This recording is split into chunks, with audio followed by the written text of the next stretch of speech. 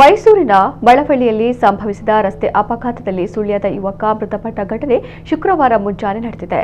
ಸುಳ್ಯ ಉಬರಡ್ಕ ಮಿತ್ತೂರು ಗ್ರಾಮದ ಕಲ್ವಾರ್ ನಿವಾಸಿ ಶೇಷಪ್ಪ ನಾಯ್ಕ ಎಂಬುವರ ಪುತ್ರ 25 ವರ್ಷದ ದೀಕ್ಷಿತ್ ಮೃತಪಟ್ಟವರು. ಬೆಂಗಳೂರಿನ ಖಾಸಗಿ ಕಂಪನಿಯಲ್ಲಿ ಕೆಲಸಕ್ಕಿದ್ದ ದೀಕ್ಷಿತ್ ಬೆಂಗಳೂರಿನಿಂದ ಕಂದಡ್ಕದ ಕನ್ವಾಲಿನ ತನ್ನ ಮನೆಗೆ ಬೈಕ್ನಲ್ಲಿ ಬರುತ್ತಿದ್ದ ವೇಳೆ ಮೈಸೂರು ಸಮೀಪದ ಮಳವಳ್ಳಿಯಲ್ಲಿ ಅಪರಿಚಿತ ವಾಹನವೊಂದು ಬೈಕ್ಗೆ ಡಿಕ್ಕಿ ಹೊಡೆದು ಪರಾರಿಯಾಗಿದೆ.